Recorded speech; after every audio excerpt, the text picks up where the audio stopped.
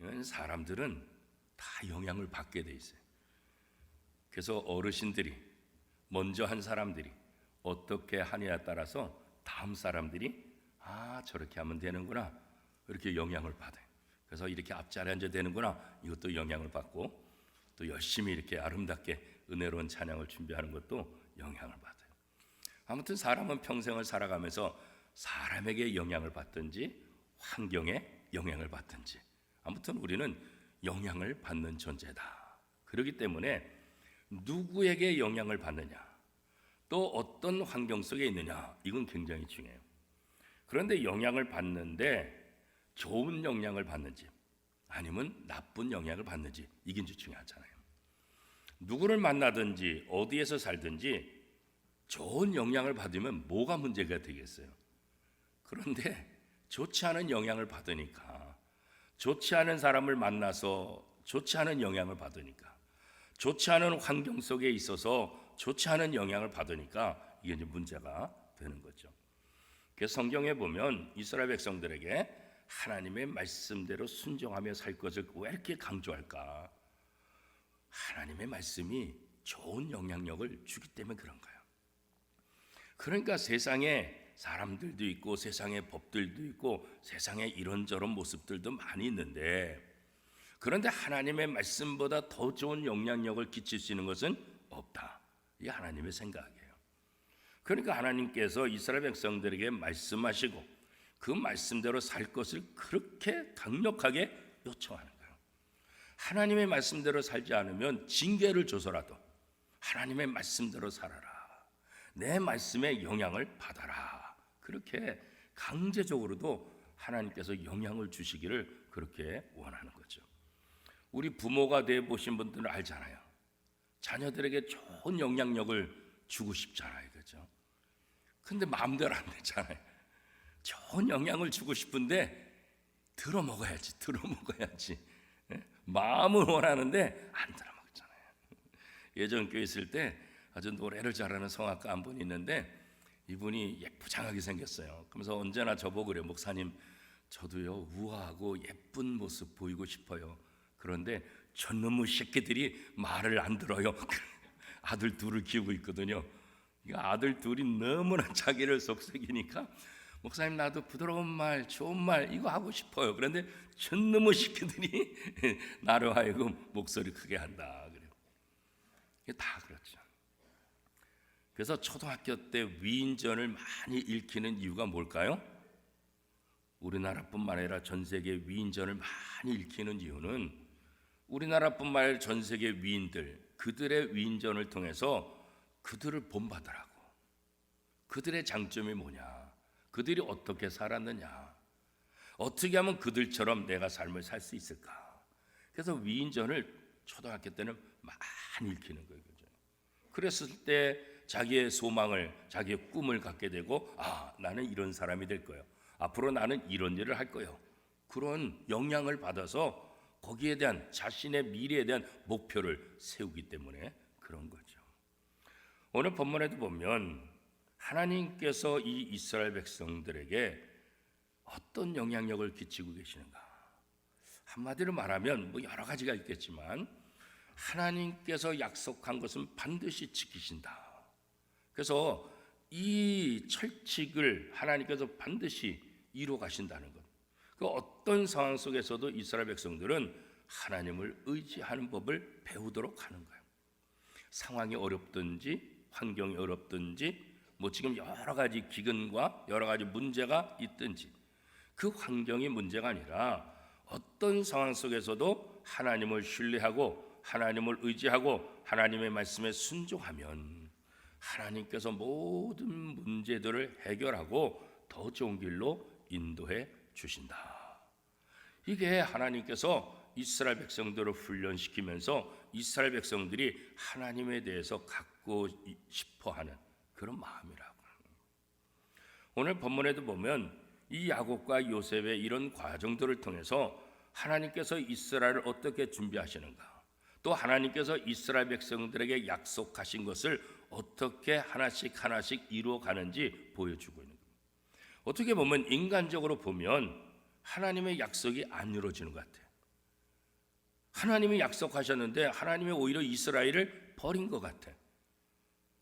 하나님이 약속하셨는데 하나님은 그 약속을 새카맣게 잊어버린 것 같아. 그렇지 않고서야 어떻게 이런 고통을 당하고, 그렇지 않고서야 어떻게 이런 위험에 빠질 수가 있을까? 이건 말도 안 된다. 하나님께서 어째 우리에게, 하나님의 백성들에게 이렇게 하실까?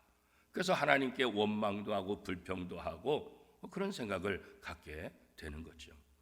그런데 성경 전체의 흐름을 통해서 우리가 알 수 있는 것은 결국은 그런 이스라엘 백성들이 하나님을 원망하고 하나님께 불평하고, 하나님 우리에게 약속한 거 왜 잊으셨어요? 이렇게 따지던 이스라엘 백성들이 결국 어때요? 하나님의 뜻이 이루어지는구나. 하나님의 뜻대로 모든 것이 다 이루어져 가고 있고 지금 이루어졌구나. 이것을 뒤늦게 깨달은 거예요. 그래서 시편에 보면 하나님을 찬양하는 노래들이 많은 거예요. 다윗도 그렇고 고라 자손도 그렇고 여러 시편을 쓴 사람들의 그 처음의 고백들은 처음부터 하나님을 찬양한 사람들이 아니었어요. 처음에는 하나님을 원망하고 하나님께 불평하고 하나님 왜 이러십니까? 이러다가 나중에 지나가 보니까 하나님이 맞습니다. 하나님이 하시는 일이 다 맞습니다. 하나님의 뜻을 제가 몰랐습니다. 이제부터 하나님만 바라보겠습니다. 이제부터 하나님만 의지하겠습니다. 그래서 시편의 결론은 하나님만 바라보고 하나님만 의지하겠다라는 결론으로 마무리되는 것을 우리가 보게 되지요. 자, 오늘 본문에 보면 야곱은 약속의 땅 가나안을 떠나서 고센 땅에 들어가게 돼요. 그러니까 야곱의 입장에서는 이게 참 불편한 거예요. 왜냐하면 아버지 이삭, 할아버지 아브라함을 통해서 하나님께서 주시는 젖과 꿀이 흐르는 땅, 이 땅을 지켜야 된다는 그런 생각인데 기금 문제 때문에 지금 그 땅을 떠나야 되는 상황이 있는 거예요. 인간적으로 생각하면 이건 아니에요. 하나님의 말씀에 불순종하는 거고, 하나님께서 우리 조상들에게 이루어주신 이 약속을 내가 깨트려? 이게 너무 불편한 거예요. 그런데 그렇게 불편해하는 야곱에게 하나님께서 떠나라 그렇게 말하죠. 너가 후퇴하는 것이 아니다. 너가 잘못하는 것 아니다. 약속한 것이 안 지켜지는 것이 아니라 오히려 이것을 통해서 하나님께서 약속한 것을 더 확실하게 이루게 될 것이다. 창세기 46장 3절 말씀에 보면 하나님이 이르시되 나는 하나님이라 내 아버지의 하나님이니 애굽으로 내려가기를 두려워하지 말라. 내가 거기서 너로 큰 민족을 이루게 하리라. 그러니까 인간적으로 너무나 두렵고 염려가 되는데 하나님이 그런 야곱의 마음을 아시고 애굽으로 가라. 걱정하지 마. 두려워하지 마. 애굽으로 가도 내가 너와 함께 할 거야. 내가 너를 지킬 거야. 그리고 거기서 너의 아버지, 너의 할아버지에게 약속하신 큰 민족을 이루는 거, 그 땅에서 내가 그거 이룰 거야. 이렇게 말씀하시는 거예요. 사실 아브라함에게 하늘의 별과 같이 땅의 바닷가의 모래알 같이 이스라엘 백성들을 왕성하게 해주겠다 그랬잖아요. 그런데 지금 아브라함 이어서 이삭 이어서 야곱까지 왔는데 몇 명이에요? 70명밖에 안 돼. 그것도 애굽에 있는 요셉과 두 아들까지 합쳐서 70명밖에 안 된다고. 그러니까 이거 보면 말도 안 되잖아요. 하늘의 별과 같이 바닷가의 모래알 같이 해주신다 그랬는데 지금 3대가 지나는데도 70명밖에 안 되는데 이게 뭐 어떻게 이루어지겠냐고. 그런데 하나님이 내가 내 할아버지 내 아버지에게 약속한 큰 민족을 이루는 거 애굽에서 이루겠다 그런 거예요. 그러니까 인간 편에서는 말도 안 되는 것 같지만 이게 하나님의 또 다른 계획이 있다는 것을 우리는 언제나 염두에 두어야 되는 거예요. 그래서 하나님께서 인도하심으로 인해서 야곱과 그의 아들, 그죠? 야곱과 66명, 그래서 67명이 애굽으로 들어가게 되고 애굽 땅에 이미 있는 요셉과 두 아들 합쳐서 70명이 유대인 공동체가 되게 되는 거죠. 그죠? 그래서 이 애굽 땅은 어떤 도피의 장소가 아니라 후퇴의 장소가 아니라 뭐요? 하나님의 약속을 이루는 과정에 있는 땅이다. 하나님께서 그렇게 지금 이야기하고 있는 거죠. 하나님은 하나님의 계획 속에서 이스라엘을 인도하신다는 것을 야곱에게 보여주는 거예요. 오늘 우리의 모든 삶 속에서도 매 순간순간 내 생각하고 다르고 내가 원하는 방향으로 다르게 한다 할지라도 우리는 무엇을 믿어야 돼요? 하나님은 내 인생에 개입하셔서 내가 하나님의 말씀에 순종하기만 하면 하나님께서 내 인생의 가장 좋은 길로 하나님께서 나를 인도해 주실 것이다. 이 믿음이 오늘 우리에게 필요한 거예요. 하나님은 하나님의 약속을 성취하는 과정 속에서 쉽게 성취하게 하지 않으셨어요. 여러 단계를 거쳤고 여러 과정을 거치게 만드셨어요. 어떤 면에서는 이스라엘 백성들을 시험하는 과정들도 있었고 그잖아요. 또 이스라엘 백성들이 하나님의 말씀에 불순종하니까 징계를 내리기도 하고, 하여튼 뭐 이런저런 이유로 인해서 이스라엘 백성들이 하나님의 약속을 이루는 과정 속에서는 그렇게 순탄하지만은 않았다는 것을 우리는 성경을 통해서 볼 수가 있죠. 아브라함에게 하나님께서 가나안 땅을 약속하셨잖아요. 내가 지시할 땅으로 가라. 그것도 아브라함이 가고 싶다고 한 것이 아니라 하나님께서 지시한 땅으로 가는 것. 이 과정도 어떻게 해요? 돌고 돌아서 가나안 땅에 왔다 그죠. 그래가지고 애굽에 내려갔다가 자기 부인인데 부인이 아니라 누이라고 속이기도 하고 막 그랬잖아요, 그죠? 그런 여러 가지 돌고 돌아서 이렇게 가나안 땅에 들어오게 되는 거죠. 여러 세대를 거쳐서 하나님은 하나님의 약속을 이루어가시는 거예요. 그렇기 때문에 내 짧은 인생 가운데, 내 짧은 시간 가운데 이루어지지 않는다고 해서 염려하고 걱정할 이유가 없다는 거예요. 하나님은 하나님의 시간에, 하나님의 모든 계획 속에서 하나님의 과정을 이끌어 가시고 그 과정 속에서 하나님이 누구이신지를 우리에게 보여주고 있다는 거예요. 야곱은 3대째 살고 있던 가나안 땅, 이 땅에서 벗어난다는 것 자체가 쉽지 않잖아요, 그죠? 저희 할머니가 오정동에 사시다가 원미동으로 오시는 것 사실 굉장히 힘들었어요. 오랫동안 시집 와가지고 오랫동안 오정동에 살았는데 아들이 원미동에서 목회하니까 이제 원미동으로 들어오세요. 그런데 계속 거부하셨다고요. 여기 낯서니까. 내가 살던 땅 오정동 여기 편하니까, 거기 아는 사람이 있으니까. 저희 할머니가 이 종로구 옥인동 그냥 곱게 자란 그냥 부잣집 그냥 여인이거든요. 부잣집 딸. 그러니까 남에게 피해받지도 않고 남들이 다 도와주는. 사실 용인에도 사실은 어마어마한 땅이 있었는데 다 빼앗겼어요. 그 아주 부잣집이었는데 시집 와서 시집살이 고되다 보니까 이 딸한테 부모님이 돌아가신 것도 얘기 안 하고 그 삼촌들이 자기네가 다 땅 가지고. 그것도 어떻게 나중에 알았냐면 용인에 어떤 업자가 모래를 채취하는 업자가 물어서 오정동으로 찾아온 거예요. 조영자 씨가 맞냐고. 왔다고. 혹시 당신의 부모님이 용인에 땅이 있지 않냐고. 난 모른다. 그랬더니 알고 봤더니 이게 할머니, 이게 부모님 땅이에요. 그래서 그 모래 그걸 우리가 좀 써야 되는데 요거 좀 써야 되겠다. 그때 원미동 교회 처음으로 교회를 부임하셔가지고 얼마 안 있다가 지하하고 슬라브 1층 그 건축을 하는 과정. 그때 아버님이 500만 원 정도가 있으면 좀 되겠다 생각을 해서 하나님 500만 원 정도 주세요 그랬는데 그 모래 사채업자가 아주 이거 모래 우리한테 주면 500만 원 주겠다고.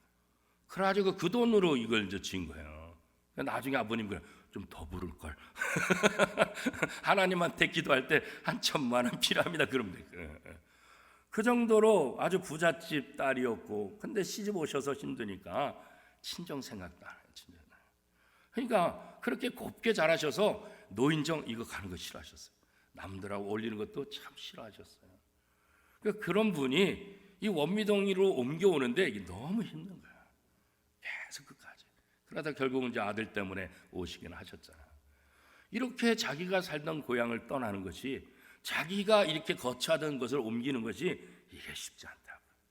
근데 야곱이 지금 조상으로부터 3대째 거처하던 이 가나안 땅을 옮긴다는 거 어떻게 보면 생명을 바꾸는 것 같은 느낌이에요. 그것도 애굽이라는 땅에 들어가서 살아야 되는데, 물론 아들이 애굽의 총리가 돼서 도와준다고 하지만 이게 낯선 땅에 가서 산다는 것 자체가 이게 얼마나 힘들겠어요. 그러니까 야곱의 입장에서 너무나 힘들고 괴로운 거예요. 그런 마음을 하니까 하나님 야곱에게 걱정하지 말아라.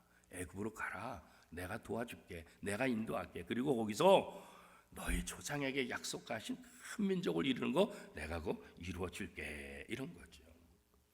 왜 이런 말씀을 하셨을까요? 애굽에게 너가 어디에 있든지, 너가 가나안에 있든지, 너가 애굽에 있든지 그게 중요한 것이 아니라 내가 너와 함께한다. 내가 너를 돕는다. 그리고 거기서 내가 약속한 것을 이루어 주겠다 그런 거예요. 그러니까 우리는 어떤 사람, 어떤 지역, 이것보다 더 중요한 건 뭐겠어요? 하나님의 약속을 신뢰하는 거예요.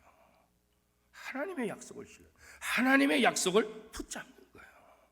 그게 바로 신자의 모습이라는 거예요. 여러분은 여러분의 삶 속에서 무엇을 의지하고 사십니까? 그죠? 지금까지 내 경험, 지금까지 어떤 노하우들, 물론 그것들이 우리에게 도움이 되죠.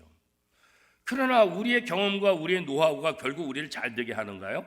그렇지 않은 경우가 대부분이잖아요. 그죠? 결국 자기의 노하우 믿었다, 결국 자기의 실력 믿었다가 엉망되는 경우 많잖아요. 그죠? 물론 그것이 다 나쁘다는 거 아니에요. 그거 중요해요. 도움이 돼야 돼요. 그런데 하나님을 먼저 붙잡아야 된다는 거예요. 하나님을 붙잡고 하나님께 기도하며 내 경험과 내 노하우와 내 이런 것들을 이용하면 그게 도구가 돼서 좋은데, 하나님을 의지하지 않고 자기 자신만 믿었다가는 이게 낭패가 될 수 있다는 거예요. 하나님께서 야곱에게 반복해서 아브라함에게 약속하신 것, 이삭에게 약속하신 것을 얘기하는 이유는 뭘까요? 내가 너희 조상에게 약속하신 그 약속을 신뢰해라. 그 약속을 믿고 가라. 그리고 나는 약속한 것은 반드시 지킨다. 그 얘기를 하고 있는 거죠. 우리가 원하는 데 되지 않을 때 우리는 어때요? 초조하죠. 불안하죠. 후회하죠. 잘못된 거 아닌가?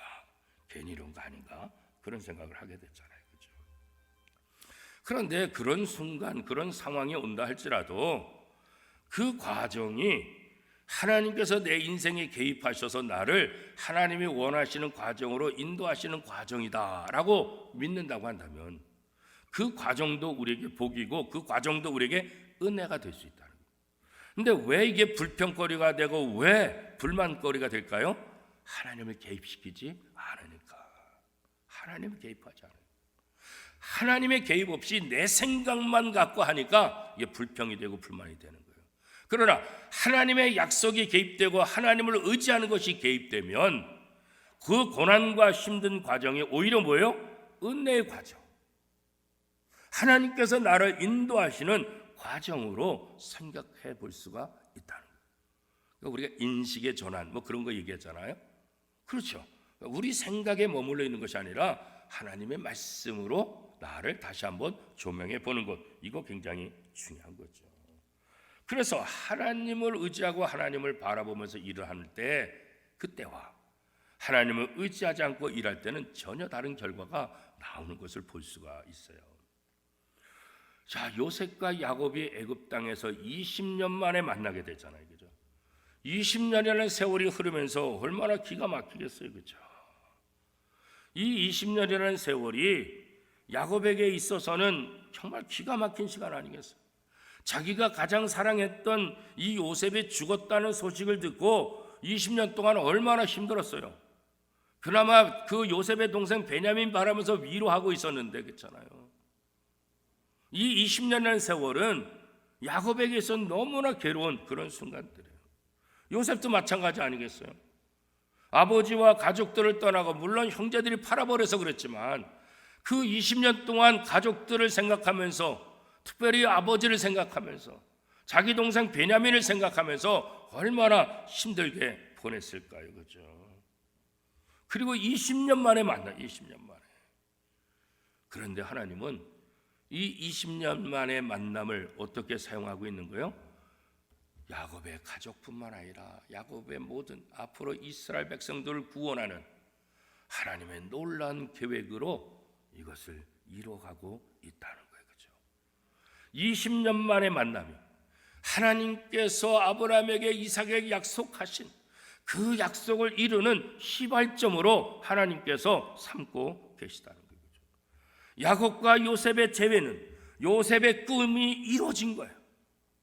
형제들이 자기에게 절하고 부모들이 자기에게 절하고 이 요셉 앞에 모든 사람들이 무릎 꿇는, 마치 빌립보서 2장에 보면 예수를 결박하고 예수를 죽였던, 예수를 조롱했던 모든 사람들이 예수 그리스도의 무릎 앞에 다 꿇고 예수님을 바라보게 될 것이다 그랬잖아요. 바로 요셉이 앞으로 장차 나타나실 예수 그리스도의 또 하나의 모형 아니겠어요? 그죠? 비슷한 사건이 요셉에게 있었던 사건이 예수님에게 그대로 나요. 이것을 모형이라고 성경은 그렇게 이제 이야기를 하고 있지요. 20년 만에 만난 그 기쁨, 그죠? 그 눈물. 20년 만의 만남을 통해서 이스라엘 12지파를 다시 세우게 되는 거죠. 이들이 흘린 눈물, 아버지가 얼마나 눈물을 흘렸을까요? 요셉이 아버지를 만나고 얼마나 눈물을 흘렸을까요? 이들에게 흘렀던 그 아픔, 눈물은 아픔의 눈물이 아니라 결국 뭐예요? 하나님의 인도하심 속에서 지금까지 느끼지 못했던 그 하나님의 사랑에 대한 기쁨의 눈물 아니겠어요? 그렇죠? 애굽의 총리가 돼서 아버지를 만나게 한 요셉, 그렇죠? 이제 자기의 생명뿐만 아니라 자기의 가족, 자기까지 70명이 유대 공동체를 이루면서 하나님이 약속하신 그 복을 누리게 되는, 자기는 몰랐지만 이것이 하나님께서 이스라엘을 큰 민족으로 이루시는 시발점으로 삼았다는 것 자체가 정말 은혜 아니겠어요? 그렇죠? 하나님은 하나님의 자녀들이 겪는 역경 가운데서도 하나님의 약속을 이루어가고 계시다는 것을 우리에게 보여주고 있는 거예요. 어떤 상황 속에서도 하나님은 하나님의 약속을 그대로 이루어가신다. 하나님이 새카맣게 잊어버린 것이 아니라, 그렇잖아요. 요셉이 감옥에서 술 맡은 관원장에게 그렇게 신신당부했는데, 당신이 복직되거든 나를 왕에게 잘 얘기해서 나를 꺼내달라 신신당부했잖아요. 2년이 지나도록 기억도 못했잖아요. 얼마나 섭섭했을까요? 그런데 오히려 그런 과정들이 하나님께서 요셉을 진짜 필요한 순간에 쓰기 위함이죠. 결국 지나가 보면 하나님께서 필요한 진짜 정확한 시간에 하나님의 사람들을 사용하시는 것을 보게 되는 거예요. 하나님의 자녀들이 당하는 현재의 고난, 우리가 당하는 여러 가지 아픔들, 이런 것들은 장차 하나님의 나라에서 나타날 영광에 비하면 아무것도 아니다. 그 영광과 비교할 때 지금 당하는 고난은 정말 아이들 말만 하던 뭐예요? 세 발의 피다. 로마서 8장 18절은 이렇게 말하죠. 생각하건대 현재의 고난은 장차 우리에게 나타날 영광과 비교할 수 없도다. 그렇죠. 현재의 고난, 이것은 앞으로 나타날 영광에 비하면 비교가 안 되는 거예요. 그렇기 때문에 그리스도인들은 어떤 고난을 당한다 할지라도 이 고난을 이겨나가고 극복할 수 있는 이유가 뭐예요? 이걸 극복하면 이것과 비교도 안 될 정도의 하나님께서 내게 영광의 복을 주신다는 사실을 믿기 때문에 가능한 거죠. 그러니까 믿지 않는 사람들이 아니 자기는 어떻게 그것을 견뎌? 아니 자기는 어떻게 그것이 감당이 돼? 믿지 않는 사람은 이해가 안 되지. 그렇잖아요. 그러나 믿음을 가진 사람은 이게 되는 거예요. 내가 노력해서 되는 게 아니라 믿으니까 되는 거예요. 하나님의 약속의 말씀을 믿으니까 마음이 편해질 수 있는 거죠. 그렇죠? 이게 인간의 노력을 되쓰는 게 아니라는 거죠. 그렇기 때문에 성도들은 환난 중에서도 기뻐하고 즐거워할 수 있고, 그렇기 때문에 어떻게 해요? 인내할 수 있잖아요. 로마서 5장 3절 4절 말씀에 보면 다만 이뿐 아니라 우리가 환난 중에도 즐거워하나니 이는 환난은 인내를, 인내는 연단을, 연단은 소망을 이루는 줄 알미로다. 그렇잖아요.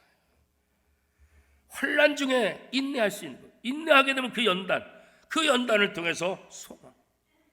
결국 우리의 모든 과정을 통해서 하나님께서 약속하신 모든 것들을 이루어 간다는 사실을 성경이 우리에게 보여주고 있다는 거예요. 특별히 하나님은 부활하신 예수 그리스도를 통해서 우리의 소망을, 우리의 소원을 이루어 가신다는 거예요. 이게 우리에게 감사한 거죠. 그래서 부활하신 그 주님을 우리는 그날을 지켜서 안식일이 아니라 주님의 날, 주님이 부활한 날, 주일, 주님의 날, 줄여서 뭐예요? 주일. 지금도 주일이라 그러잖아요. 주님이 부활하신 날, 그 주일을 우리가 모여서 예배하고 있는 거죠. 여러분은 고난 중에 있을 때 무엇이 여러분에게 힘이 됩니까? 혹시 그냥 막연히 나 교회 다니니까 막연히 잘 될 거야 이렇게 생각하고 있지 않습니까? 막연히 잘 될 거야, 그건 아무런 의미가 없어요. 막연히 잘 될 거야가 아니라 하나님이 나와 함께 하시니 나는 이것도 극복할 수 있어. 이것도 지나가리라 그렇잖아요. 이것도 지나가리라. 하나님의 약속을 의지하고 하나님과 관련시킬 때 우리가 인내할 수 있고 그 인내가 복 있는 것이지, 그냥 막연히 잘 될 거야, 그건 믿음이 아니에요. 그렇죠? 하나님의 약속을 붙잡는 거, 이게 믿음이죠. 창세기 39장 2절 3절 말씀에 보면 여호와께서 요셉과 함께 하심으로 그가 형통한 자가 되어 그의 주인이 애굽 사람의 집에 있으니 그의 주인이 여호와께서 그와 함께 하심을 보며 또 여호와께서 그의 범사에 형통하게 하심을 보았더라. 그렇죠. 고난 중에 있었던 요셉은 그 고난 속에서도 어떻게 해요? 하나님께서 도우셔서 형통의 삶을 누리는 것을 본인만 본 것이 아니라 믿지 않는 주인도 봤다는 거예요. 고난 속에서라도 하나님이 함께 하시니까 형통한 복을 누릴 수 있다는 거예요. 그러니까 고난이 있느냐 없느냐, 이건 두 번째 문제예요. 하나님이 나와 지금 함께 하시느냐, 내가 하나님을 의지하느냐, 이게 더 중요한 거예요. 그죠? 임마누엘, 우리와 함께 하시는 하나님, 이거 우리가 믿어요. 임마누엘, 하나님은 언제나 나와 함께 하신다.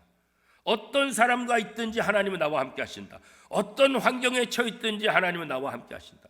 그래서 어떤 사람, 어떤 환경이 있다 할지라도 나는 하나님을 바라보고 하나님을 의지하고 하나님의 지배를 받는다. 그죠? 이게 바로 신자들의 고백이죠. 막연하게 잘 될 것이다, 이건 믿음이 아니에요. 그렇죠? 하나님이 나와 함께 하시니 나는 두려움이 없다. 여호와는 나의 목자시니 내게 부족함이 없으리로다. 그래서 이게 믿음 아니겠어요? 지금 부족하지만 여호와가 나의 목자가 되면 내 모든 나는 부족하지만 하나님은 부족함이 없으신 분이시기 때문에 부족함이 없으신 그분이 내 부족함을 채워 주실 것이다. 이 믿음이잖아요. 그죠? 자, 요셉은 아버지 야곱과 형제들이 이제 애굽 땅에 들어오게 되잖아요. 애굽 땅에 들어왔을 때 애굽의 왕을 만나게 되잖아요. 애굽의 왕의 그 호칭은 바로라 그래요. 우리나라는 대통령 그러잖아요. 대통령. 그런 것처럼 이 바로라는 말은 왕, 그런 말이에요. 애굽의 통치자, 애굽의 왕. 이게 이제 바로. 바로가 사람 이름이 아니라 바로가 우리로 말하면 대통령, 이런 통치자 명칭이에요. 근데 많은 사람들이 바로를 사람처럼 이렇게 생각하는 게 그게 아니라 애굽의 통치자를 바로라 그래요. 그래서 바로가 성경에 보면 반복해서 나와요. 우리나라 대통령, 뭐 이승만 대통령서부터 해가지고 윤보선 대통령 계속 나오는 것처럼 바로란 말이 반복해서 나오는데 그것은 통치자 명이죠. 그래서 이제 이 바로가 요셉의 아버지하고 형제들 가족들이 왔다. 그러니까는 얼마나 감사하겠어요. 왜요? 요셉 때문에 이 문제를 해결했잖아요. 요셉 아니었으면 자기도 이게 힘들었잖아요. 하나님의 신에 감동된 사람, 내가 이 요셉을 어떻게 얻을 수 있겠느냐. 요셉에 감동했던 이 바로. 그러니까 아버지와 그의 형제들이 딱 보니까 얼마나 친절하게 대해주겠어요. 분명히 바로가 만날 텐데 이 요셉이 아버지하고 형제들에게 신신당부하는 게 있죠. 그 신신당부하는 게 뭐예요? 당신들의 직업이 뭡니까? 이렇게 물을 때 목축을 합니다. 요 말을 하라고. 목축을. 왜 목축을 하라고 그랬을까? 물론 이스라엘 백성들이니까 양을 치니까 목축하는 게 맞긴 맞죠. 근데 반드시 목축을 합니다. 이렇게 하는 이유가 뭘까? 오늘 성경에 뭐라고 돼 있어요? 애굽 사람들은 목축하는 일을 안 좋게 생각해. 아주 우습게 여겨요. 그래서 이 요셉은 아버지와 형제들이 애굽 사람들과 같이 살지 않고 따로 독립된 생활을 하기를 원하는 거예요. 그래서 목축업을 합니다. 이 말은 결국은 이스라엘 백성들에게 위협이 되지도 않아요. 아이고 별것 아니구나. 아유 목축하는 사람들이구나. 뭐 그 정도 가지고 뭐. 그리고 고센이라는 땅을 지적해가지고 고센이라는 땅에 살게 됐잖아요. 자, 이 요셉은 애굽의 모든 나라들을 다 돌아다녔어요. 언제 돌아다녔죠? 기근 때 각 지방을 다 다녔어요. 그래서 어디다 곡식을 모을까? 각 지역마다 다 순찰하면서 다 봤어요. 그러니까 요셉은 애굽의 모든 지리에 능통했어요. 그 중에서 이 고센이라는 땅도 잘 알고 있어요. 이 고센이라는 땅 자체가 이 애굽의 문화가 적게 영향을 미치는 곳이라는 것을 알게 돼요. 그리고 목축하기에 좋은 곳이라는 것을 알게 돼요. 그래서 아버지와 형제들에게 목축업을 합니다. 이 말을 반드시 해라. 그래야만 고센 땅에 정착하게 되고 고센 땅에 정착하게 된 애굽 문화와 영향을 안 받게 이스라엘 유대 공동체만의 삶을 살 수 있는 그 길을 준비해 놓은 거예요. 그리고 애굽 사람들이 별로 신경 안 써요. 왜? 아유 저 목축하는 놈들 별로 영향을 안 줘. 그냥 뭐 위협을 느끼지 않아. 아유 저 사람들 어떻게 혹시나 뭐 전혀 두려워하지도 않아. 그러니까 몇 가지 그런 이유 때문에 목축업을 하는 사람이다 이렇게 얘기해서 고센 땅에 정착하게 되고 거기서 정착함으로 결국은 출애굽할 때 남자만 60만 명, 들어갈 때 몇 명이었어요? 요셉과 두 아들까지 70명, 남자만 70명이었는데 세상에 3대에 걸쳐서 그랬는데 애굽에서 나올 때는 남자만 70명, 여자들과 아이들까지 포함하면 적어도 한 200만 명 되는 진짜 거대한 민족을 이뤄서 나온 사람. 하나님께서 야곱에게 가라, 내가 그곳에서 너를 큰 민족을 이루겠다. 결국은 하나님께서 약속하신 대로 이 애굽에서 거대한 민족을 이뤄서 다시 가나안 땅으로 돌려요. 가나안 땅으로 돌릴 때 맨몸으로 나오지 않았잖아요. 금귀걸이 뭐 잔뜩 갖고 나왔잖아요. 잔뜩 갖고. 결국은 하나님께서 야곱에게 약속하신 대로 하나님의 뜻을 계속해서 이루어 가시는 것임을 우리에게 다시 한번 보여주고 있는 거예요. 그렇죠? 그래서 하나님의 자녀는 세상에 살고 있지만 하나님의 통치를 받는 사람이다. 비록 야곱과 그의 자녀들이 애굽 땅 고센이라는 곳에 있지만 하나님이 함께 하시기 때문에 그 땅이 애굽 땅이나 가나안 땅이나 이건 별로 중요하지 않아요. 염려하지 말아라. 이곳에서 내가 약속을 만들어 갈 것이다. 이렇게 만드는 거예요. 그렇죠? 물론 그렇다고 해서 우리가 아무데나 다 가야 된다 그런 얘기는 아니에요. 그렇죠? 하나님이 함께 하시면 그 땅이 어떠하든지, 그리고 그 땅에서 결국 하나님이 함께 하시면 어떻게 해요? 구별된 삶을 살아가는 거예요. 그래서 야곱의 자손들은 이 고센 땅에 살면서 애굽의 문화에 그렇게 많이 동화되지 않고 친애굽화되지 않고 자기들만의 독특한 문화를 통해서 세상과 구별된 삶을 살아갈 수 있는 장소, 그게 바로 고센 땅이었다는 거예요. 어두운 땅에서 빛을 발하는 하나님의 자녀. 그렇죠? 오늘도 우리가 이 세상에 살면서 하나님은 우리로 하여금 세상의 빛이 되기를 원하는 거예요. 빌립보서 2장 15절 말씀에 보면 이는 너희가 흠이 없고 순전하여 어그러지고 거스르는 세대 가운데서 하나님의 흠 없는 자녀로 세상에서 그들 가운데 빛들로 나타내며. 하나님께서 오늘 우리가 이 세상에서 빛들로 나타나기를 원하고 계시는 거예요. 너는 세상의 빛이다 이렇게 말씀하셨잖아요. 사랑하는 성도 여러분, 여러분이 지금 살고 있는 이 세상에서 무슨 영향을 받고 있습니까? 세상 사람들입니까? 세상의 뉴스입니까? 아니면 하나님의 말씀입니까? 여러분이 두려워하고 동경하는 것이 세상의 부귀와 영화입니까? 아니면 영원한 하나님 나라의 상급입니까? 우리가 이게 잘 판단해야 돼요. 이 땅에 살면서 하나님의 통치를 받으며 살아가는 하나님의 나라 백성이라는 사실을 우리가 잊지 말아야 되는 거예요. 내가 이 땅에서 하나님의 통치를 받는 하나님의 백성이라는 사실을 기억한다고 한다면 이 땅에서도 하나님의 백성답게 살아가는 거예요. 하나님의 말씀의 영향력을 받으며 하나님의 말씀에 순종하며 하나님의 말씀을 내 삶의 지표로 삼고 살아갈 수 있게 된다는 거예요. 여러분 앞에 보이는 그 어떤 것, 그 어떤 사람, 그 어떤 환경,